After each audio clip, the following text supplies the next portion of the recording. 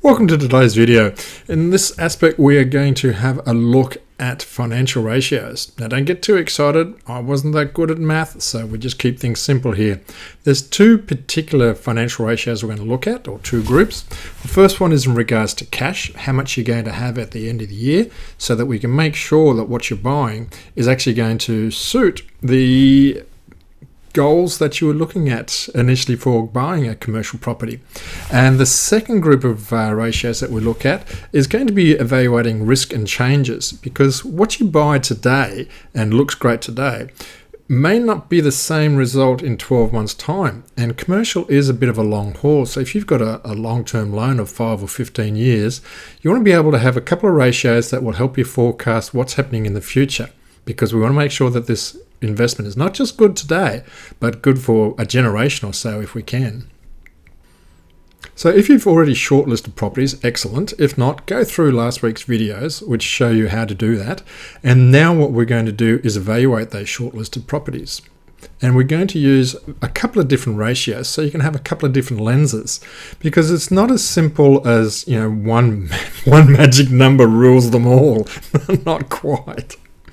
The first one I want to have a look at is cap rate and its sister ratio of return on investment. We'll tackle this first because it's essentially the one that everyone just dreams about and works on, and I get so many calls. The first thing I get is, what's the cap rate, what's the return on investment, and that's the only ratio that they look at. Now, there is some merit to that, but at the end of the day, sophisticated investors use a range of ratios. But let's start with the most common one, which is cap rate. Cap rate, in essential terms, is the net profit you get from the property over the year divided by the value of the property or your purchase price. Now, there's two reasons for cap rate being popular. Firstly, it gives you a good understanding over a year. So it gives you starting to go into a medium-term ratio because it's divided by the net rent of a year. And secondly, it also gives you something to compare against other properties. Say you're looking at industrial sheds that are leased. Okay, you'd use a cap rate there to compare your property against other similar properties. That way you know if you're getting a good rate, if it's market rate, above market rate, or below market rate. Now, there may be reasons for the differences. It may be a better property than others. It may have a better lease. It may have some dodgy expenses. It could be all sorts of aspects. But as a broad aspect, have a look at a range. So if you're looking for a property purchase, have an understanding of what the cap rate is in that particular area. For argument's sake, in Bundaberg, right now for a commercial let property, you're looking at a cap rate somewhere between about 5.8 and 6.2. So that's what you would look at when you compare your property. If you're in that ratio, then feel fairly comfortable that you probably got something at a market rate. If it's outside, then start thinking there's a reason for it. Now, I mentioned that cap rate has a sister rate, and that's called the return on investment. So the return on investment rate, it's worked out exactly the same. It's the net profit divided by the market rate. So the return on investment rate is really specific to that property and your particular scenario. You could include things like your debt ratio. You want to make sure that you've got enough money at the end of the year to cover that. So you'll have other factors in there for yourself. You may have include your accountancy fees, you may have body corporate fees, things that may not always be there. You may have a different type of insurance policy. These are the individual factors that affect your return on investment. Cap rate, remember, is across a broad spectrum. Return on investment is almost like the profit and loss of a business. It's very specific to the property and the exact scenario that you're looking at. It's maybe an academic sort of difference, but it's something that you want to be aware of. So if you've got a return on investment ratio, it's worked out the same way almost as what a cap rate is, but the cap rate lets you know a broader market compared to your individual property. All right, let's have a look at the second group of ratios. Now, they're not really ratios, but I would call them models. I have one which we look at as a SWOT analysis, and the other one is a risk evaluation model. So if we have a look at the SWOT analysis that I've got here, you may be familiar with things like strengths, weakness, opportunities, and threats. And if you've done a little bit of this work before, you'll also recognize that strengths and weaknesses are internal to the property in this instance, and opportunities and threats are external. If you look at the diagram, you'll find some of there's quite a few aspects of it, but it gives you encouragement to look for wider viewpoints is what I'm looking for. You've got everything from rental income through to equity in the strengths area. And threats, you're looking at economic downturns, changes in local regulations. You're looking in the opportunities. You can have things like market growth, which is definitely a big aspect. If you've got a property that's going to increase in value, it's a good plus. And that's one of the challenges I have with people who look at cap rate.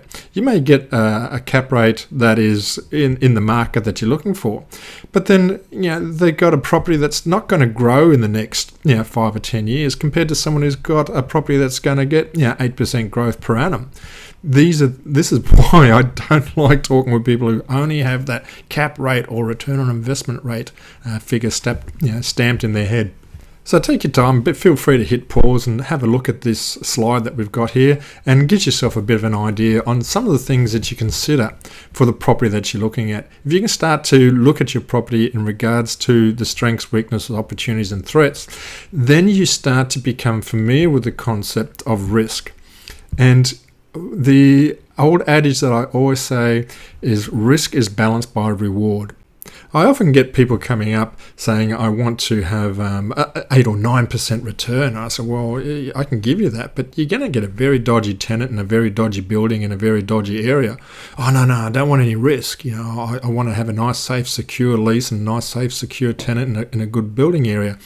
I said, well, we can put you in the building that's got Woolworths in it with a 25-year lease, and you're looking at a 2.5% return. Oh, no, I need to have that 8 or 9% return. It doesn't work out, folks. Make sure you recognise that the risk balances the return. So if you're looking for a high return, then you need something that's going to carry a fair bit of risk. If you're looking for something that is very risk averse, and investing is more about your stomach than it is about your head. It's how much you can keep away from having anxiety attacks at night time and not being able to sleep compared to being comfortable. Risk balances return. So this is why this SWOT analysis and the next one that we're going to have a look at, which is risk analysis and uses the two axes of likelihood and consequence. Now remember when we spoke about looking at your investment for a long term, not just making the decision based on the information today, but you want to have a look at what your investment would look like under different scenarios in the future, in 12 months time, 5 years time, 10, 15 years time. And that's where this risk analysis model comes in quite well. We look at consequences. So on the left-hand side, there's low consequences. On the right-hand side is very high extreme consequences. If you look on the axis that goes up and down, as in the y-axis, you're looking at a low probability or a high probability or a high likelihood. If you take a couple of scenarios, if we have in the top right-hand corner, you see economic downturn. If we have an economic downturn, it's highly likely because, look, every boom follows a bust and every bust follows a boom. So it's definitely highly likely. And what would the consequences to your portfolio be if we have an economic downturn? Well, if your tenant struggles in that economic downturn and crashes and burns and goes, and you're in a market where suddenly there's a lot of empty premises, then it is very high consequences. So you can understand the aspect there. The one that got us by surprise, and it'd be interesting to see how things date very quickly with this video, is you'll see there's one which is a white box, which is a tax change. That's just me trying to modify the box that we had.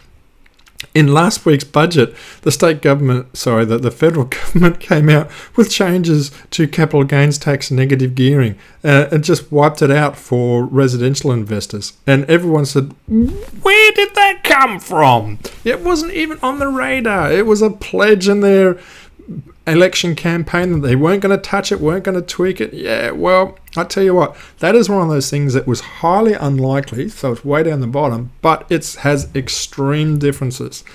And 2 weeks after the election, 2 weeks after the budget announcement, there are all sorts of disasters. The banks are dropping their interest rates because they see the market tanking. The clearance rates for residential properties have collapsed. The prices of properties for residential properties, because it didn't affect commercial, thankfully, yet, but it's something that we need to factor into. The residential price market is just gone south. All these real estate agents are suddenly taking a holiday because their phones have stopped ringing and no one wants to buy anything. So that is an example of something you need to have a look at. It's highly unlikely that your tax changes or tax laws will change during your tenure as a property owner, but the longer you're in the market, the more you're going to get it. Even today, the local government for Bundaberg has passed its budget, and it's an 8.8% increase on rates. Like, that's twice as much as inflation. Oh, you got to be kidding me! So these are things that you need to put into your risk analysis model, and then have a look and have a think. Even things like natural disasters, is if you're in Queensland in particular, storm season is always a big one. Droughts, fires for the rest of Australia. It's a wonderful country, isn't it? But a lot of people don't look at that. But you need to be aware of it because it affects your insurance, it affects the security of your property, and it doesn't matter if you're getting 8% if your building is going to get wiped out every 2 years because of floods or cyclones. You need to factor that in. Remember, I said risk balances return. All right, let's go back to some more financial models, and I want to have a look at cash versus debt. This is a very important one for investors to get their heads around. I come from a business background, and one of the things that we used to look at for businesses is you needed to have less than about 30% debt. If you were going to buy a business, and the loan was going to mean that half of your income was going to be used to service your debt, then the bank wasn't going to touch you because that's a 50% ratio. They're much more comfortable around about the 30%. Now that's for businesses. In regards to property, they're surprisingly even a little bit more risk averse. And the ratio that most banks look for is they want a 1.25% coverage. All right, so what does that mean? All right, if you look at your net profit from your property and you divide that by your payments, which is your principal and your interest, it will give you a ratio. If your ratio is 1.25 or higher, that means you are getting more money in than you are having to use to spend to pay for your debt. And that's what the bank wants to see. If your ratio is less than 1, then you're in a situation what we call negative gearing. Now, that may be a deliberate strategy for you, and it's beyond what I'm going to talk about here today. And this is where my lawyers will say, Peter, make sure you tell people this is not financial advice. Go see your advisors, be they accountants or be they financial advisors or be them bankers. But you'll find what I'm talking to you today about ratios and market expectations is pretty much what you need to do. So about a 1.25 coverage is one thing that you want to have a look at as a key ratio for when you're buying a property. If your ratio is over 1.25, your bank's probably going to like you depending where it is.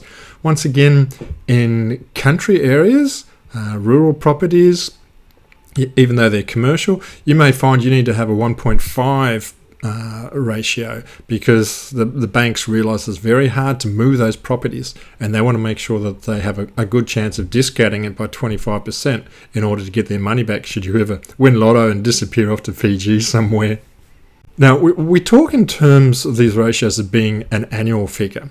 So in regards to the debt ratio, we looked at how much income you're getting per annum divided by how much debt you have to pay.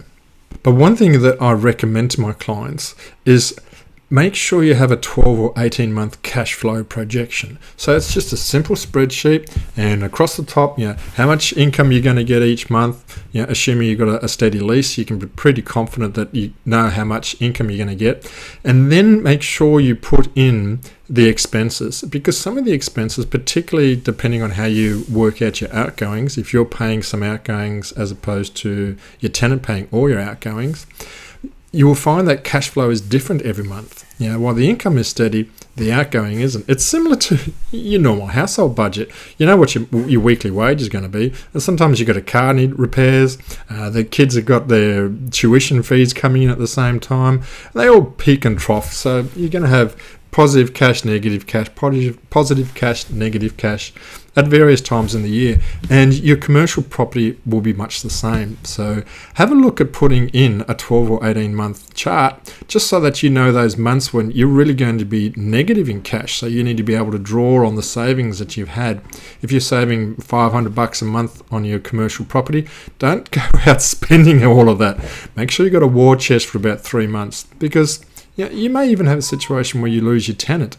So you need to make sure that you've got income and savings behind, rather than having to draw from your family expenses and income.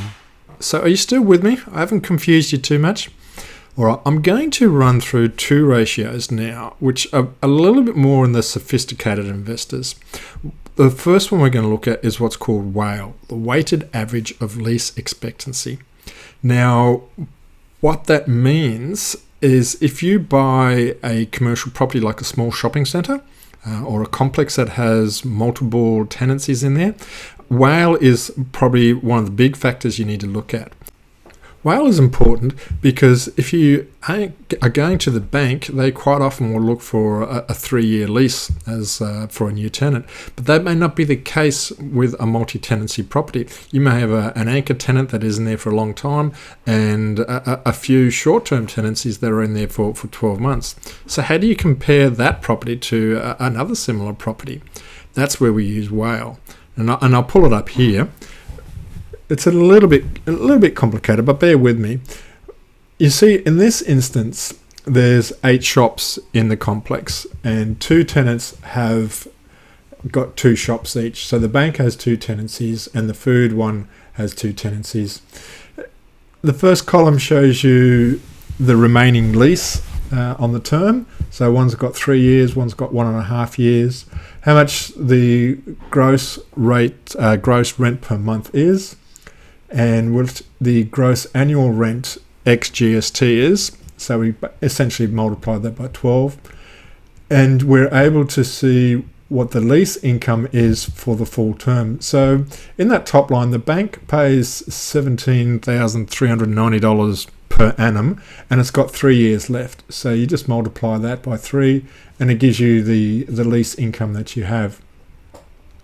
You take out, in this instance, the body corporate type expenses such as electricity rates and insurance, and you have a net rent then of per annum of about $52,000. The property itself was $810,000. So if you wanted to get a return on investment rate, you're looking at $52,000 divided by 810. So that's a 6.5% return on investment. What's the cap rate for those ones? Look, I haven't got enough data on the top of my head right now, but you may find that's probably a little bit under cap rate because of the location that it is. So what is the WALE?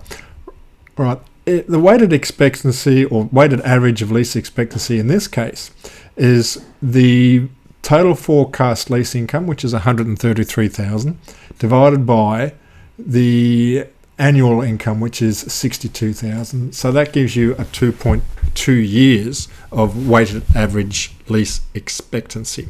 I won't go too much into it. It's essentially what total rent are you looking to expect compared to the annual rent will give you your WALE figure. The final opportunity ratio that I have a look at is one of the things I love most are leasehold businesses. And I do a lot of work, post offices, convenience stores, petrol stations, motels, as well as the normal manufacturing and retail industry. There's a lot of them out there. And they provide some tremendous opportunities for people who are looking for commercial property and are finding it difficult to acquire them. The reason I love them most is because they're two sources of income.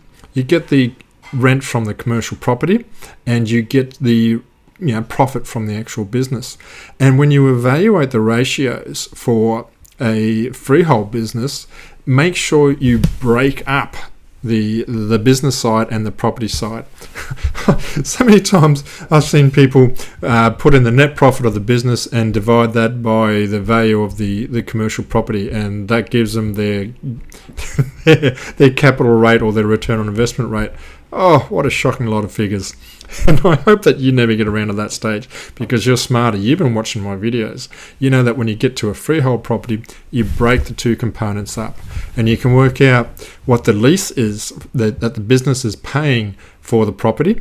That will give you your return on investment rate. You can compare that against cap rates, and you can have a look at the net profit of the business. Rule of thumb for a net profit: businesses are all different depending on industry and type of business and location. But if you've got any business that's doing less than 20%, you want to really know how to run a business. A healthy business has a 20% return. So you're looking for something that's got a return on investment for the property which is within the cap rate of that area and that type of business. And you also want to make sure the profit on the business is 20% or higher. There's some fantastic opportunities available to run with. And one of the things that you need to watch, particularly for some of the businesses that have been there for a long time, in their profit and loss, they may not actually pay themselves rent. Remember how we spoke about tax changes? Well, trustees and all those leasing back to the business from the company is all probably 20 years now, 15 or so. But there's a lot of businesses still around, particularly those who have people who are going to retire, that don't pay themselves a rent. And you need to make sure you can pick that up very quickly. All right, so we've done a lot in this video, and thanks for being with me. I hope that you've taken some notes. If not, look, just use the timeline down the bottom and go back through the key ratios. I've marked the chapters in there so you can see them quickly.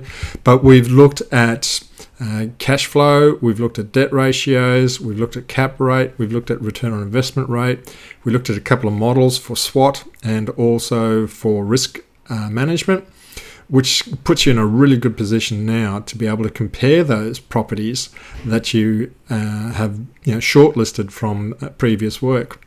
And if you've been really good and happy, then you can actually go to our whiteboard and you can pull off number 22. This is actually the 22nd video in the series on how to buy your first commercial property in 70 days.